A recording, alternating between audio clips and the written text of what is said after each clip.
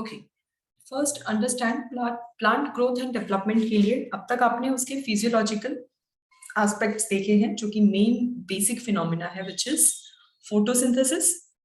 Photosynthesis का सारा main reactions आपने देखा कि कैसे सनलाइट को यूज कर कर प्लांट अपना food plus rest of the metabolic pathways run करता है, प्लस उसमें कौन हेल्प कर रहा है, रेस्पिरेशन प्रोसेस यानी फर्दर एनर्जी प्रोडक्शन।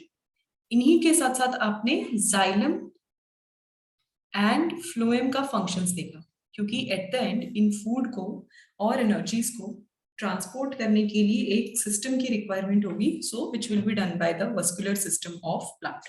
तो इनके बेसिक अंडरस्टैंडिंग फिजियोलॉजिकल एस्पेक्ट्स आपने देखा। अब यही प्रोसेस को करते करते plant through out it's life grow भी होता है, वो अपना साइज, फॉर्म, फीचर ये भी चेंज कर रहा है throughout the lifestyle. तो young plants, mature plant, reproductively active plant, ये सारी चीजें आपने ऑलरेडी सेलुलर लेवल जब पढ़ा था तब, प्लांट किंगडम के बारे में पढ़ा था तब, प्लस एनाटॉमी जब आपने पढ़ी थी तब ये सारे एस्पेक्ट्स आपने नोटिस किए थे। अब वही चीजों में हम कुछ mathematical representations plus growth and development का और ज्यादा टेक्निकल फॉर्म, कि एग्जैक्टली अगर हम किसी दूसरे लैंग्वेज में फ्रेज करने की कोशिश करेंगे या दूसरा पर्सपेक्टिव रखेंगे तो इसमें आप क्या क्या समझ पाओगे उसके बारे में सब दिया हुआ। सो फर्स्ट अंडरस्टैंडिंग अगर ग्रोथ की करें कि प्लांट के टर्मिनोलॉजीज में ग्रोथ का बेसिक अंडरस्टैंडिंग क्या है, so it is a irreversible permanent process.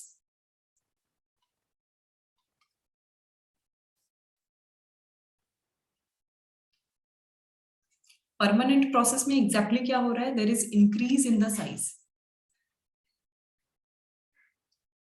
increase in size, maybe size of the organ or some of the parts, or maybe whole body, जो प्लांट बॉडी है whole body, और may be cell का basic change, form and feature जो change होता है cell का, इसकी वजह से क्या हो रहा है, इन परमानेंट इंक्रीज की वजह से उस ऑर्गेनिज्म का वेट, ओवरऑल वॉल्यूम यानी कैपेसिटी, ये भी सारी चीजें इंक्रीज हो रही है। This is the growth. तो इरिवर्सिबल परमानेंट, ये तो वर्ड बहुत जरूरी है, क्योंकि एक बार सर्टेन फॉर्म एंड फीचर किसी भी ऑर्गेनिज्म में, स्पेशली प्लांट, उन्होंने अचीव कर लिया तो उस चीज को रिवर्स करना बहुत मुश्किल है। अब ग्रोथ से ही अगर प्लांट के बारे में पढ़ रहे हैं तो इनका जो ग्रोथ है उसका इनिशियल फॉर्म, जो वर्ड या टर्मिनोलॉजी हम यूज करते हैं, दैट इज द जर्मिनेशन। अब ये भी कॉमन है। अब जर्मिनेशन यानी जो फर्स्ट ग्रोथ होता है from the seed, that kind of growth is known as germination, जो कि एम्ब्रियोनिक कंडीशन में, अगर सीड फॉर्मेशन है तो उस टाइम पे सीड के अंदर जो एम्ब्रियो होगा उसमें ग्रोथ डॉर्मेंट कंडीशन में होगा। बाद में वही सीड जब एक्टिव हो जाता है, उनका फर्स्ट मेटाबॉलिक पाथवे इनिशिएट हो जाता है, उस चीज को हम बोलते हैं जर्मिनेशन। और जब एक्टिवेट होगा तो ये सीड कन्वर्ट होगा इनटू सीडलिंग। अब इन्हीं एक्टिवेशन के लिए मींस कि जो भी मेटाबॉलिक पाथवेज, अब पहला तो क्या है, सीड कॉम्पैक्टली पैक्ड है प्लस एक नॉन लिविंग सेल लेयर का कोटिंग है, तो इन सब में अभी गैसियस एक्सचेंज पॉसिबल नहीं है। रेस्पिरेशन पढ़ा हुआ है, सो एरोबिक एनारोबिक समझ जाओगे। गैसियस एक्सचेंज पॉसिबल नहीं है, दैट्स व्हाई इनिशियली जो डॉर्मेंट स्टेज कोई भी सीड अपना ब्रेक करेगा तो उस टाइम पे एनारोबिक रेस्पिरेशन के थ्रू उनको एनर्जी मिलेगी, यानी एटीपी मिलेगा।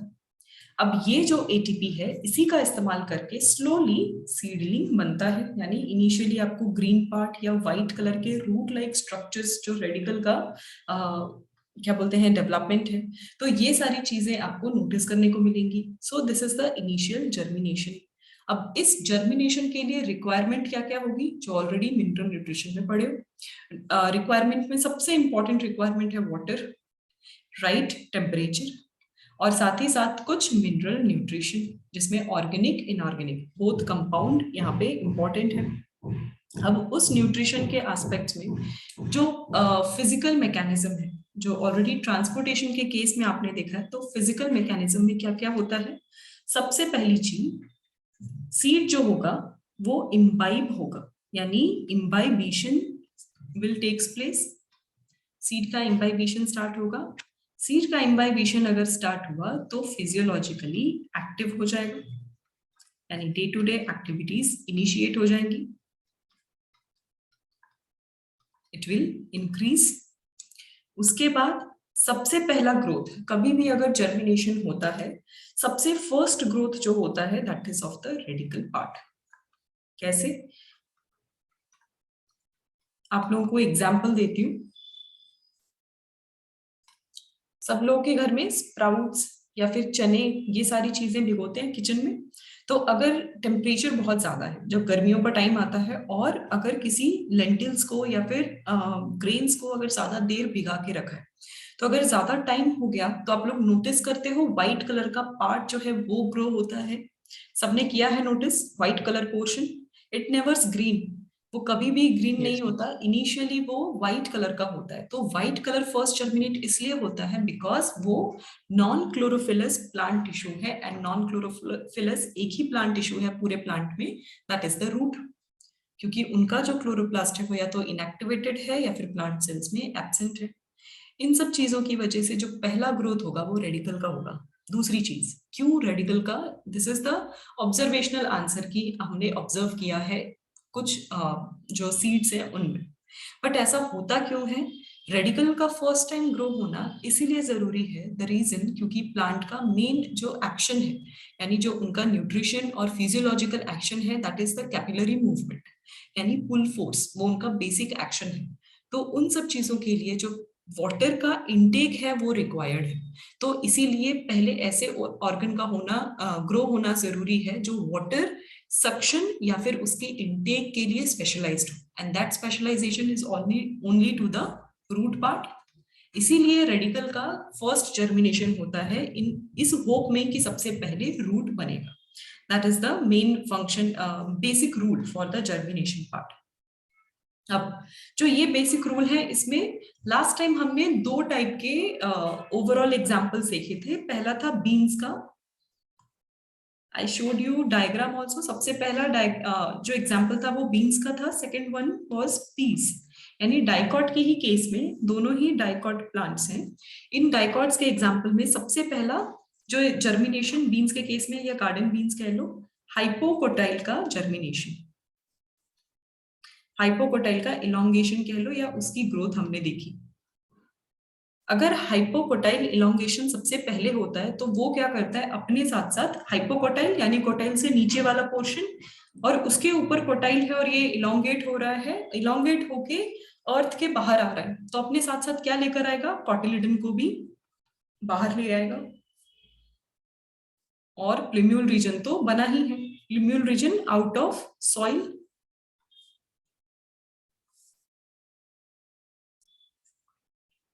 दोनों चीजें बाहर हो गई।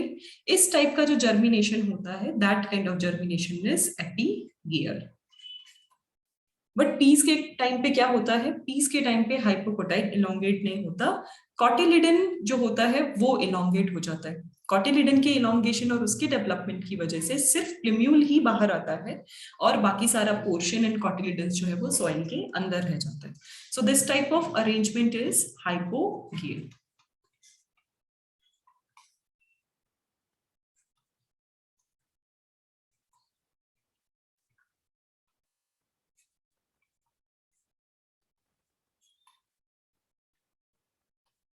ओके, तो ये कंडीशन अगर होती है तो that is hypogeal. So germination ये मोस्टली दो टाइप के हैं।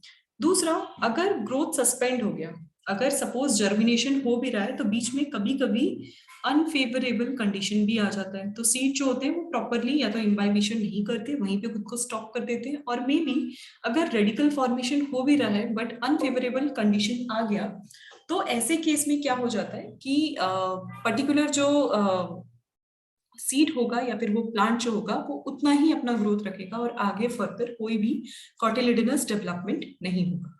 तो ये सारी कंडीशन क्यों हो रही है, because there is unfavourable situation, या फिर टेम्परेचर, न्यूट्रिशन, इन्वायरमेंट या ह्यूमिडिटी, ये सारी चीजें हैं राइट रेशियो में प्रेजेंट नहीं है।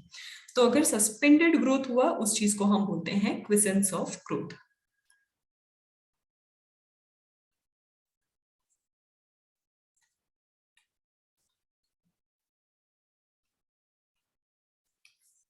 या फिर रेस्ट फेज, डॉर्मेंसी भी बोल सकते हो। डॉर्मेंसी तो खैर ये इनिशियल स्टेज है जो मोस्टली सारे सीड्स में होता है तब तक जब तक वो सही कंडीशन में ना हो पाए, या फिर अपनी ग्रोथ को रिटार्ड करना, रोकना, उस चीज को हम क्विसेंस बोलते हैं। सेल डिवीजन में ये वर्ड आपने सुना हुआ है, कब सुना है? जब सेल डिवीजन या सेल साइकिल से बाहर आ जाता है सेल ताकि अपना रेगुलर फंक्शन कर पाए, उस चीज को हम क्विसेंट स्टेज या स्टॉप स्टेज बोलते हैं। एग्जैक्टली वही कंडीशन जर्मिनेशन के केस में भी होती है। So this is about the type of germination in plant. इतनी बात सबको समझ में आई? Let me show you diagram.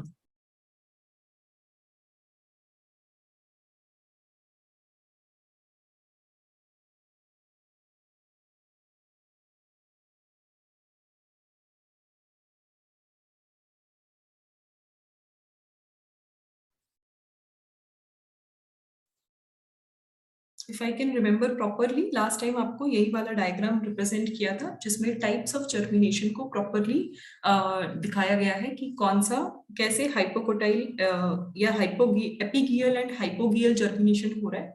साथ ही साथ एक मोनोकॉट का भी एग्जांपल लिया जिसमें जर्मिनेशन इज एपिगियल यानी कॉटिलिडन इनसाइड सॉइल ही है, बट स्टिल उनका जर्मिनेशन जो प्लिम्यूल का जर्मिनेशन है वो कैसे हो रहा है। ये सारे डिफरेंसेस है। तो major difference you can see here, यहाँ पे कॉटिलिडन भी बाहर की तरफ चला गया, दैट इज द कॉटिलिडन, क्योंकि हाइपोकोटाइल इलोंगेट हुआ है, उसका साइज पहले छोटा था, अभी वो यहाँ पे बड़ा हो गया। यहाँ के केस में क्या हो रहा है कि हाइपोकोटाइल इलोंगेट नहीं हो रहा, सिर्फ प्लिम्यूल रीजन ही इलोंगेट हो रहा है, और वो इलोंगेट हो रहा है तो कॉटिलिडन सॉइल के अंदर ही है। That is the major difference in germination. ये याद रखना, दो वर्ड्स बहुत इंपॉर्टेंट है।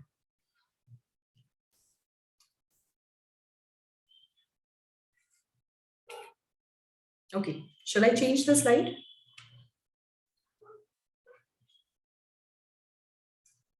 Yes, ma'am.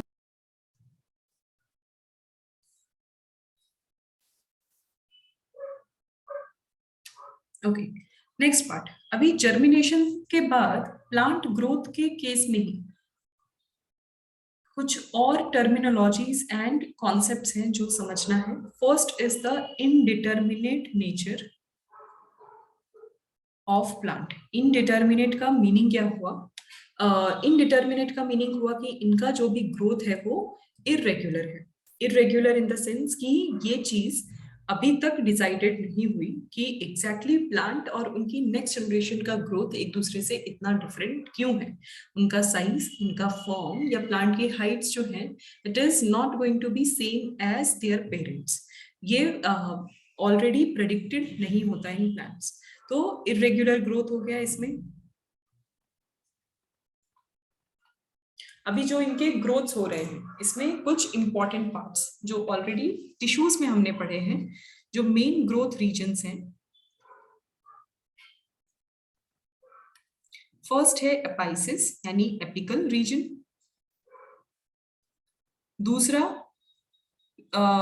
एपिकल हो गया रूट एंड शूट का। उसके बाद है इंटरकैलरी।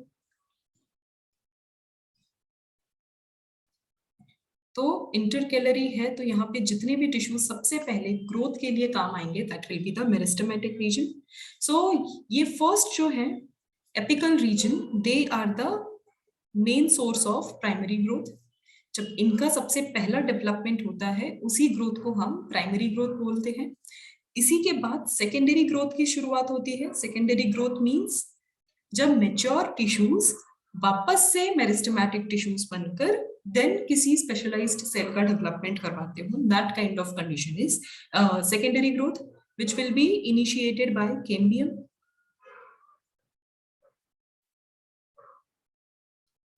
यहाँ पे लेटरल मेरिस्टेमेटिक टिश्यूज जो हैं वो रिस्पॉन्सिबल होते हैं।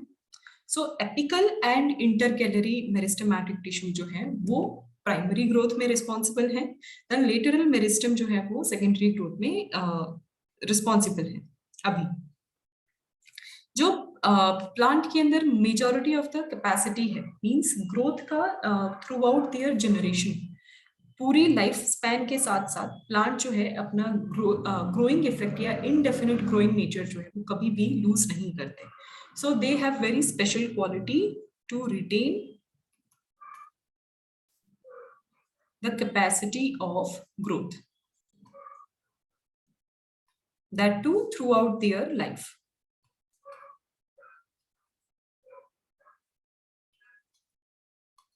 अगर उनका पूरा लाइफ टाइम में उनकी ग्रोथ कैपेसिटी अगर रिटेन हो रही है, इट मीन्स कि कभी भी अगर प्लांट को डैमेज रिपेयर करना हो या फिर उनका हाइट या सेल का इलोंगेशन या इंक्रीज इन द साइज और फॉर्म एंड फीचर, तो ये सारे जो चेंजेस हैं ये कभी खत्म ही नहीं होते in case of plants.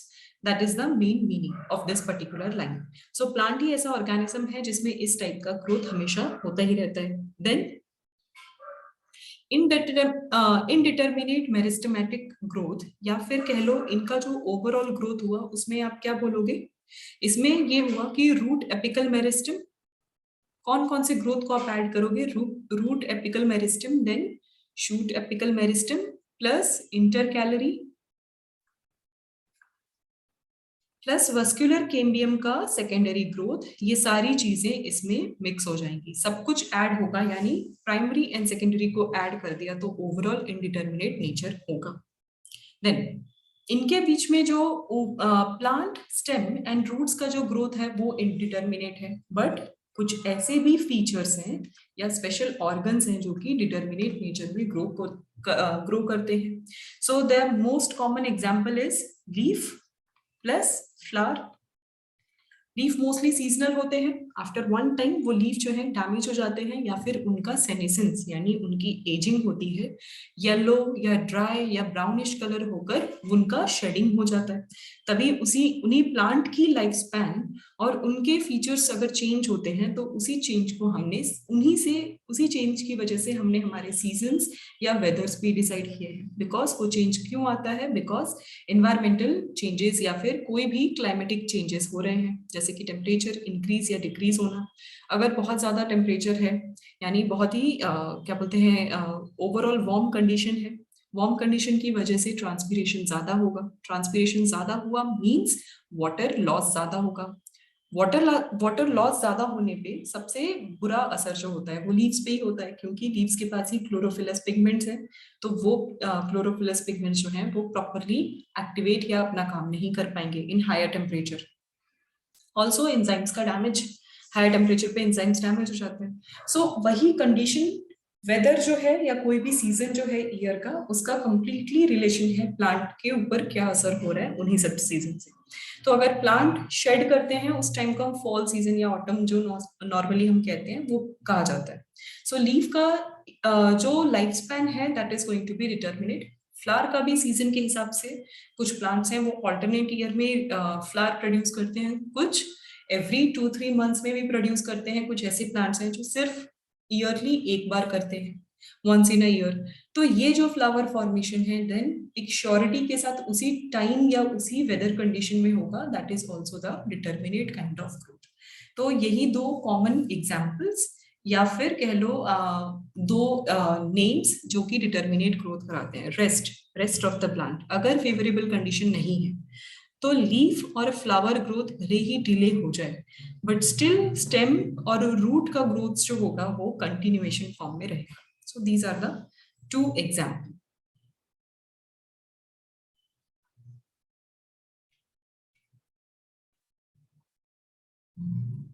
Okay, इतनी बात सबको समझ में आई? Any doubt?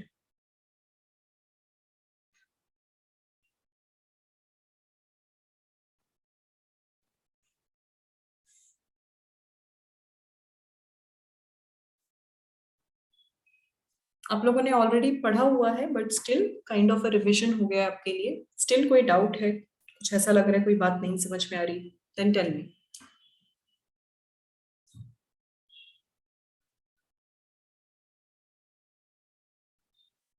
No, ma'am.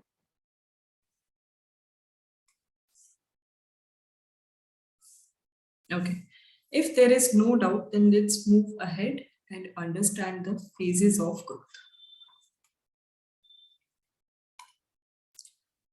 Overall किसी भी प्लांट सेल में जो ग्रोथ फेज है वो तीन फेजेस में कंसीडर किया जाता है। पहला फेज है cell division. Cell division it means meristematic, क्योंकि मेरिस्टेमेटिक टिश्यूज के पास ही सेलुलर डिवीजन की कैपेसिटी है। सो पहला सेल डिवीजन में क्या हो रहा है, वन फर्स्ट प्लेन का डिवीजन, यानी 3 तरीके से डिवीजन होगा। तो डिवीजन इन वन प्लेन, यानी एक्स और वाई एक्सिस अगर आप कंसिडर करोगे तो इधर एक्स एक्सिस का प्लेन में ग्रो होगा और वाई एक्सिस कोई एक प्लेन में ही ग्रोथ होगा। अगर ऐसा ग्रोथ होता है तो वो एग्जैक्टली स्टेम, रूट, इन सब के फॉर्म को डेवलप करवाते हैं। देन दूसरी तरीके का सेल डिवीजन होता है टू प्लेन्स में ग्रोथ। अगर टू प्लेन्स में ग्रोथ होता है तो फ्लैट स्ट्रक्चर्स फॉर्म होते हैं या ब्लेड लाइक स्ट्रक्चर्स फॉर्म होते हैं। तो फ्लैट स्ट्रक्चर में एग्जैक्टली कौन कौन आ गए, लीफ आ गए, देन पेटल्स, सेपल्स, इस टाइप का ग्रोथ जो हो गया that will be the two plane growth. Then comes the three plane. अगर थ्री प्लेन में ग्रोथ हो रहा है तो वैसी चीजें क्या होती हैं, they are the bulky structure या फिर सर्कुलर स्ट्रक्चर, स्फेरिकल स्ट्रक्चर, और ये कभी कभी आइसोडायमेट्रिक भी हो सकते हैं। ऐसा एग्जाम्पल किनका होता है, अगर बड फॉर्मेशन करना हो, ट्यूबर फॉर्मेशन करना हो, उसके अलावा फ्रूट फॉर्मेशन अगर करना हो, थैलेमस फॉर्मेशन, तो कहीं भी बल्की स्ट्रक्चर, स्फेरिकल स्ट्रक्चर का फॉर्म हो रहा है, इट मींस कि सारे जितने भी प्लेन्स हैं उनमें ग्रोथ हो रहा है। देन ओवरऑल आपका सेल डिविजन एंड साइकिल, उसके अंदर जितने भी फेजेस देखे हैं वो सारे फेजेस इस पर्टिकुलर डिविजन फेज में हो रहे हैं। यानी दो चीजें, कैरियोकाइनेसिस एंड साइटोकाइनेसिस, ये तीन चीजें हो रही है। अब ये जो ओवरऑल डिविजन है उनको ट्रिगर करना, इनिशिएट करना, स्टॉप करना, इसमें मेजर इंपॉर्टेंट रोल किनका है, सर्टेन हार्मोन्स का। यही हार्मोन्स है जो केमिकली कोऑर्डिनेट करवाते हैं प्लांट के फिजियोलॉजिकल एक्शंस। तो इसीलिए प्लांट के भी एक्शंस जो है वो मॉनिटर्ड होते हैं और रेगुलेट किए जाते हैं। ये हमेशा हर कंडीशन में नहीं होता है, या फिर अनफेवरेबल कंडीशन को जज करना और डिटेक्ट कर पाना कि ये हमारे लिए सही टाइम है एनर्जी लगाने का डिवीजन के केस में। तो ये सारी चीजें का डिसीजन जो है वो हार्मोन्स ही ले पाते हैं। दैट्स व्हाई केमिकली कोऑर्डिनेटेड है प्लांट्स।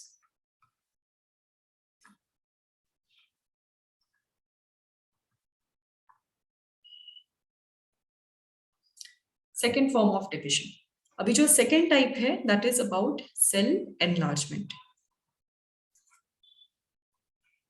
एनलार्जमेंट यानी शेप और साइज जो है सेल का वो इंक्रीज हो रहा है as compare to the previous one. जो फ्रेश डॉटर सेल्स हैं उनके कंपैरिजन में वो बढ़ेगा।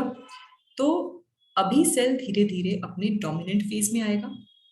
क्यों बढ़ेगा, क्योंकि वैक्यूल का साइज जो है वो इंक्रीज हो रहा है, वाटर एब्जॉर्प्शन कैपेसिटी भी इंक्रीज हो रही है, एंड इन सब की वजह से सेल वॉल स्ट्रेच हो रहा है या कह लो एक्सटेंड हो रहा है। अभी तक सेल वॉल की कैपेसिटी फ्लेक्सिबल है, इसीलिए एनलार्जमेंट वो करने दे रहा है। धीरे धीरे जैसे ही एनलार्जमेंट फिनिश होने लगेगा cell wall will be more rigid and tough. अगर cell wall rigid and tough हो गया तो उसके बाद उनके शेप, फॉर्म एंड साइज को किसी भी तरीके से चेंज करना इम्पॉसिबल हो जाता है, एंड वो कहीं ना कहीं नॉन रिएक्टिव फॉर्म में भी हो जाते हैं। So that is about the cell enlargement. Then the third one and the last one is cell maturation.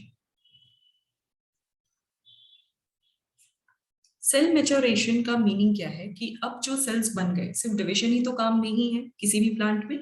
Division के अलावा उनका रेगुलर फंक्शन जैसे कि ट्रांसपोर्टेशन, फूड फॉर्मेशन, या फिर किसी टाइप का प्रोटेक्शन, तो ये सारी चीजें जो होगा ये सेल का अपना इंडिविजुअल फंक्शंस जो है उसी प्रोसेस को हम मैच्योरेशन कह रहे हैं।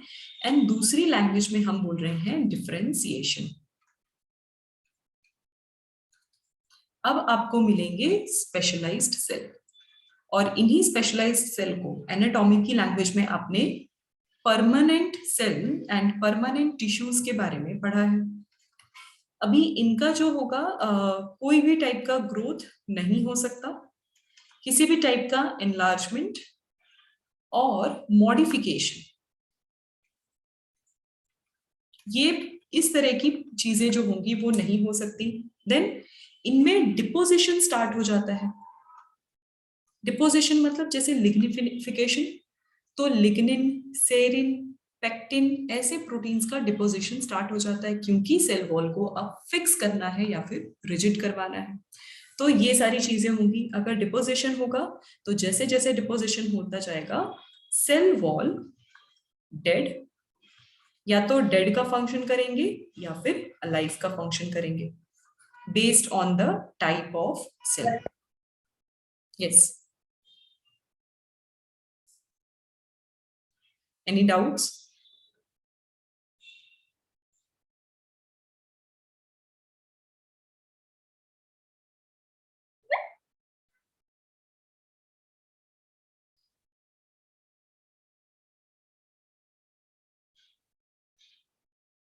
ओके, सबको याद आ गया यहाँ तक जो प्लांट ग्रोथ एंड डेवलपमेंट में पढ़ा था?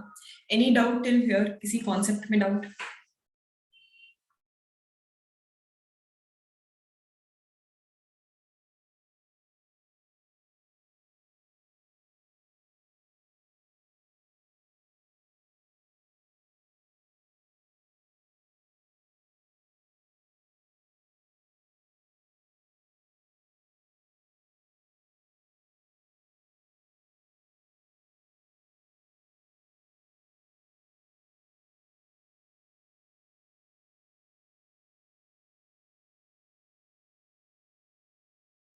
No doubts, nothing?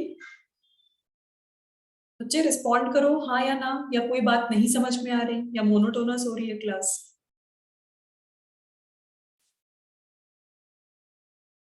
Just respond, mention in the chat आपको बात समझ में आई या नहीं आई। Okay, if there is no doubt let's move ahead. अभी ग्रोथ के फॉर्म, फेजेस प्लस उनका डिटर्मिनेट इनडिटर्मिनेट नेचर ये देख लिया, कौन से टिश्यूज रिस्पॉन्सिबल है ये सब देख लिया। अब ग्रोथ की स्पीड के बारे में समझते हैं, यानी टाइम के रिस्पेक्ट में टाइम को ही एक as a main limiting unit मानना पड़ेगा। सर्टेन टाइम पीरियड में कोई भी प्लांट का ग्रोथ या उसके किसी रीजन या पार्ट का ग्रोथ जो है वो किस तरीके से आगे बढ़ता है, किस स्पीड में आगे बढ़ता है, किस फॉर्म में आगे बढ़ता है, तो उन सब के ऊपर जब स्टडी करोगे that is known as growth rate. कहीं भी अगर रेट के बारे में आपको पढ़ा रहे हैं मतलब हम टाइम के रिस्पेक्ट में कोई भी चीज कह रहे हैं, और in short we are talking about the speed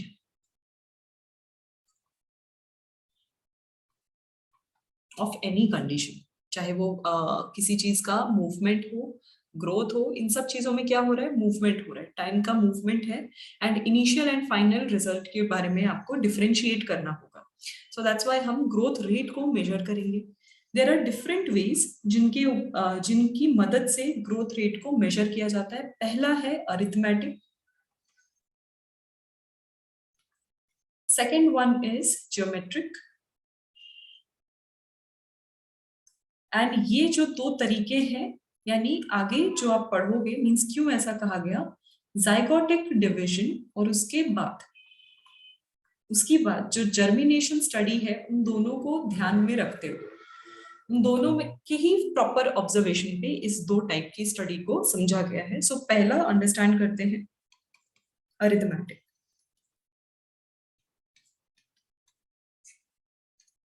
अभी अरिथमेटिक में रेट ऑफ ग्रोथ जो है, यानी जो मेन स्पीड है, उसे कंसिडर करना है कि वो कांस्टेंट है।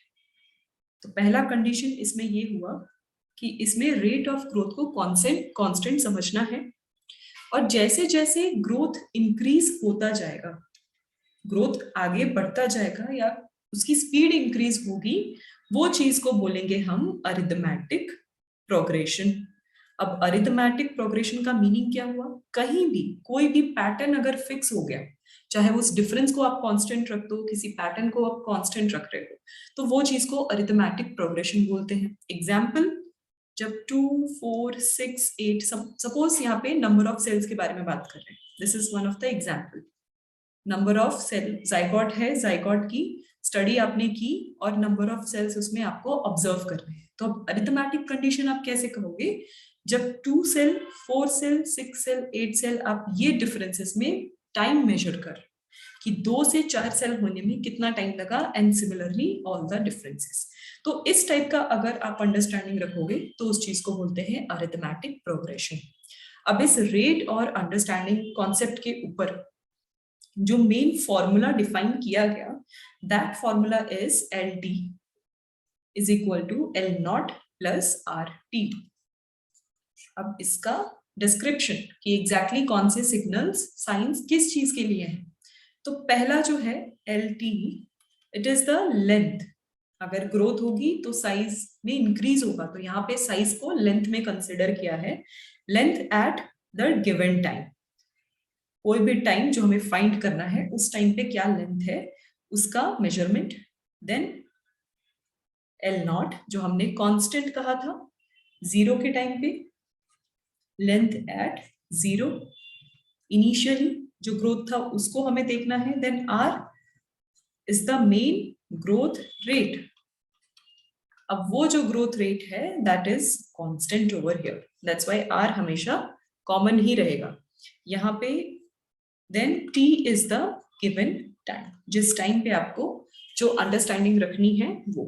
तो इस तरीके से इस पर्टिकुलर फॉर्मूला को समझते हुए आपको ओवरऑल प्लांट की ग्रोथ टाइम के हिसाब से विथ रिस्पेक्ट टू टाइम उसका जजमेंट देखना होगा। अब अगर इसे आप सर्टेन ग्राफ में पुट करने की कोशिश करोगे, अगर ग्राफिकल अंडरस्टैंडिंग लेते हैं तो ग्राफिकल अंडरस्टैंडिंग में 2 चीजें होंगी। First is height. हाइट इधर किसी भी पार्ट का, प्लांट का, may be root, stem, leaf, flower, fruit, कोई भी पार्ट, ऑर्गन या होल प्लांट, इन सब चीजों को उसकी अंडरस्टैंडिंग रखोगे तो उस चीज को हम बोलते हैं हाइट वाला condition. Then next is time. Okay, before moving ahead everyone please switch to another link. I forgot to tell you, अभी इसका टाइम आउट हो जाएगा तो मैं रेस्ट ऑफ द टॉपिक आपको दूसरे लिंक पे बताती हूँ। Everyone please join.